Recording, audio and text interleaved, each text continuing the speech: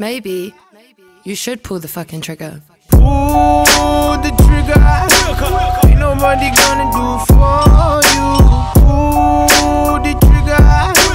Don't hesitate, just shoot. Yeah, why you believe in the propaganda? Et y'a mes saviez, c'est Majestic, on se retrouve aujourd'hui une nouvelle vidéo. Donc là aujourd'hui on est dans mon garage. Donc petite vidéo mécanique aussi afin qu'on puisse discuter un peu. Donc voilà, donc pourquoi je ne suis plus sur la chaîne. Ouais gros, t'as arrêté YouTube. Je vous explique tout ça dans cette vidéo. Mais d'abord, un petit peu de rangement. Allez, à tout de suite.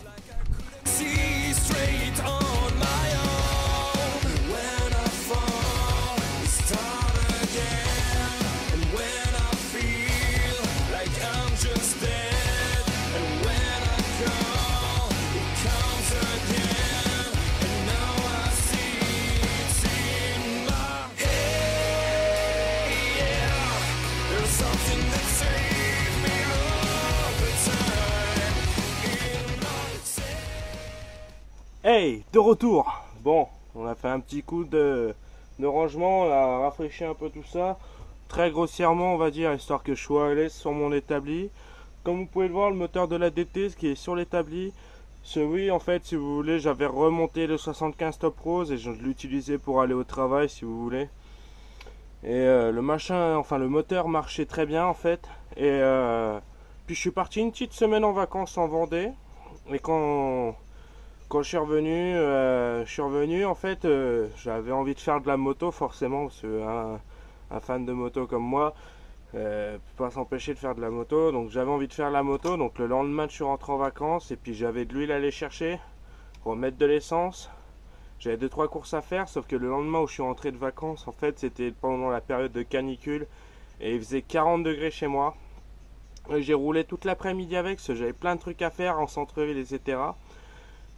Après j'ai fait un bout national, je suis allé chez un pote pour aller me baigner en fin de journée parce que j'avais vraiment chaud. Et du coup la bécane je la pose à l'ombre, etc. Je repars, je la fais chauffer légèrement, avec cette chaleur ça sert à rien de trop la faire chauffer. Du coup je repars, je la fais chauffer légèrement, je repars doucement, mais sauf qu'il faut que je repasse par un bout de train de la nationale si vous voulez pour repartir. Donc je repars par la nationale, etc. Donc j'avais mon collègue qui était devant en voiture, plus mon frère qui était aussi devant en voiture, donc il y avait 2 voitures, je les suivais. Et en fait ce qui s'avère c'est que sur cette nationale là il y avait une côte. Et à la côte en fait j'étais en train de doubler une voiture. C'est évidemment les 2 autres en voiture et à doubler. Donc j'étais à peu près à 90, 100 voire 110. J'étais pas totalement à fond. Oui, c'est un 75 Top Rose qui marchait bien. Si vous voulez, pour vous donner une référence en vitesse de pointe. Donc avec la config que j'avais en vitesse de pointe, j'étais à 118 compteur GPS. Donc en gros on va dire approximativement 120. Après je suis quelqu'un de costaud on va dire si vous préférez, de ce point de vue là je suis quelqu'un de très costaud, donc du coup c'est pas forcément évident de rouler vite. Et voilà, donc moi je voulais pas forcément un truc qui ait de la pointe mais qui surtout puisse emmener mon poids, donc avec beaucoup de couple, ce que j'avais avec le 75 Top Rose. Et en fait du coup donc arrivé à cette côte là, je double une voiture et en bas de la côte d'un coup en fait en plein au moment où je la doublais, ça me fait une amorce de serrage, donc pneu arrière qui bloque, la moto qui fait droite gauche comme ça. En plus j'étais à 90-100, mais comment je me suis chié dessus. Franchement j'avais eu chaud de pas me gaufrer, hein. J'ai réussi à contrôler la moto et puis en fait donc du coup une amorce, sauf que la moto elle est repartie tout de suite, donc le moteur ne s'est pas coupé. Et du coup ce que je fais, je rétrograde, je continue de monter la côte mais tout doucement, et arrivé en haut de la côte en fait le moteur il a pas supporté, puis il a serré, il a claqué quoi. Et du coup j'ai démonté, donc vous l'avez pas vu en vidéo parce que je l'ai fait il y a quelques jours.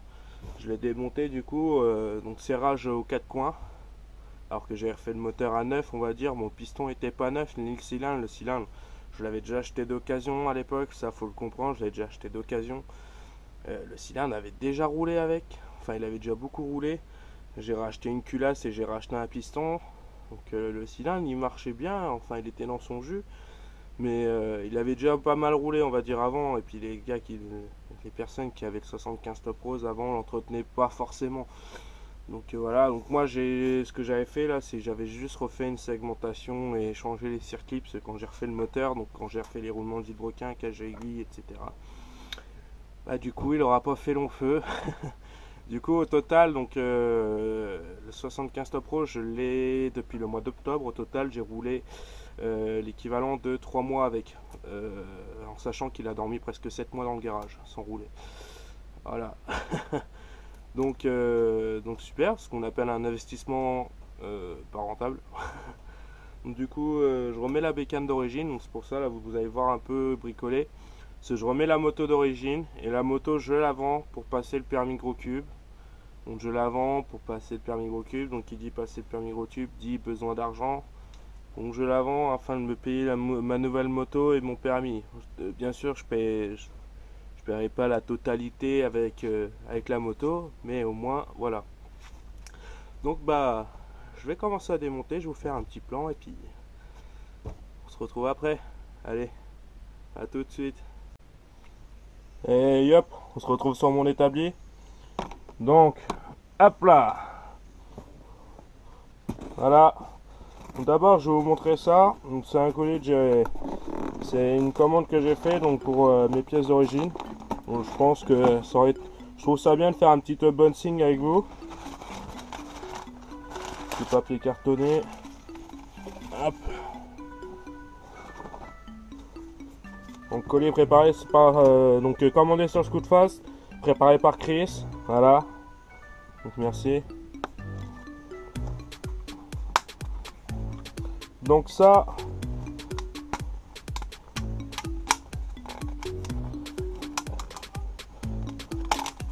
c'est une pochette de joint pour cylindre origine. Voilà. Avec des joints de clapet que j'avais commandé. Voilà. Ça on met de côté. Petite boîte à clapet mal aussi, VL6. Voilà, donc VL6 à Minarelli AM6 Derby. Voilà, donc pour ceux qui demandent, c'est des pièces qui se montent sur AM6 et Derby. Au niveau de l'admission, ça se monte sur les deux. Donc voilà, petite boîte à clapet. Et voilà, un petit piston d'origine. Donc adaptable. 2 segments.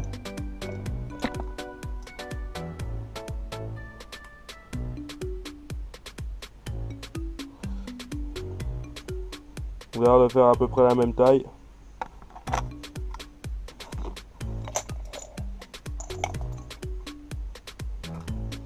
Un petit piston.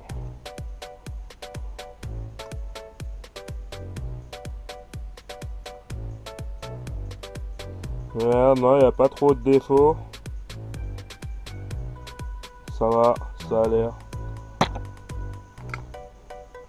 Puis on a l'axe de piston avec les 2 circlips dans le fond. Voilà. Bon, je vais éviter de les sortir pour éviter de les perdre.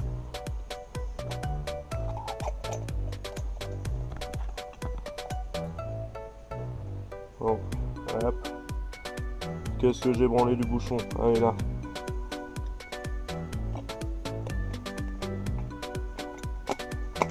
Donc ça, on va remonter ça après. Voilà, pour les tout petits nouveaux autocollants Scootfast, ils sont bien sympas, je les trouve vraiment sympas. Le designer de chez Scootfast, il fait ça propre, je trouve. Voilà, ils sont assez propres. Donc voilà.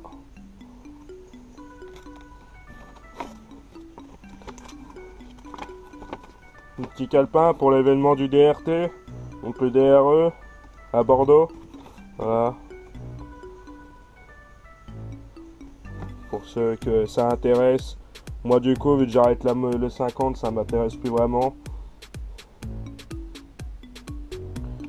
Voilà. Là, j'ai rien oublié d'autre. Non. Ok, bon, il y a tout. Très bien, donc voilà. Donc, j'ai commandé des joints, un piston neuf et une boîte à clapet AM6. Voilà, c'est tout ce qu'il me fallait. Donc, maintenant, première étape. Il me reste un cylindre d'origine là-dedans. il faut bien entendu que je nettoie. Voilà. Voilà un peu la gueule du machin quoi.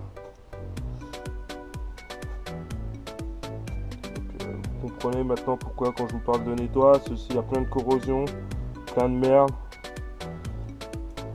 Enfin voilà quoi. Puis bah là je vous dis pas. Hein.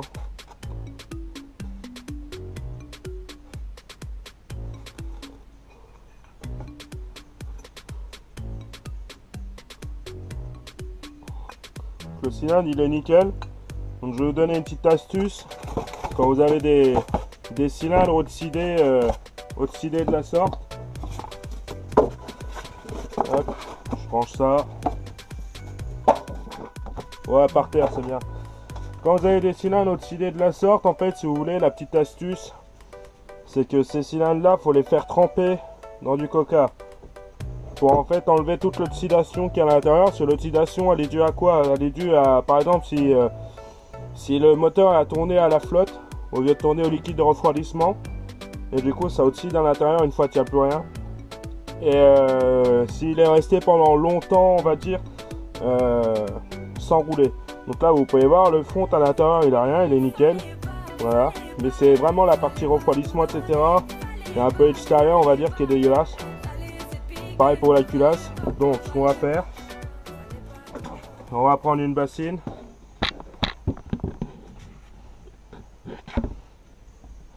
Mais d'abord enlever la bougie là ici, puis la sonde de température. Et ensuite on va faire baigner ça dans du coca. Je vous retrouve après. Dès que j'aurai tout préparé. Salut, c'est encore moi, donc voilà encore le gros. Donc j'ai réussi à enfin sortir la bougie et la sonde de température. Que je vais pas garder cette sonde de température là, sachant que moi c'est pas du tout la même que j'ai sur la mienne. Donc je l'ai gardée, celle d'origine. Hop, voilà, regardez toute la merde qui ressort.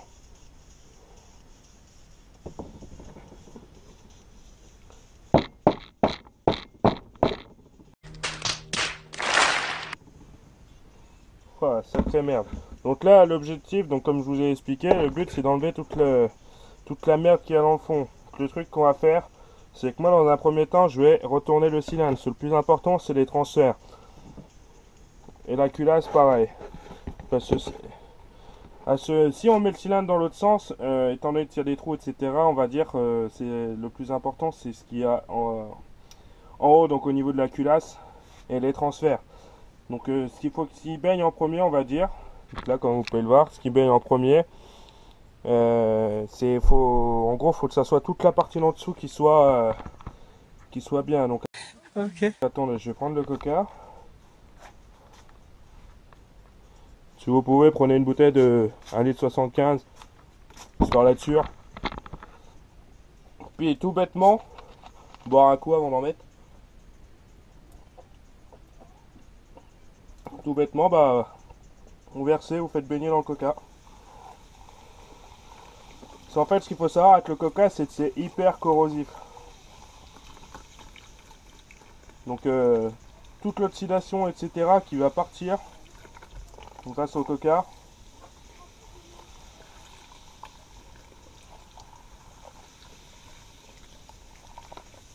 Voilà, vous mettez tout.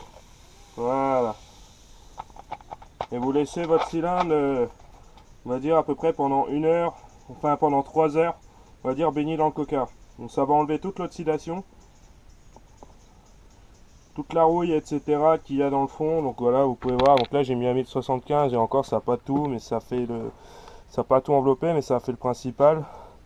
Je pense au bout d'1 heure et demie je vais retourner le cylindre dans l'autre sens histoire que ça fasse bien tout.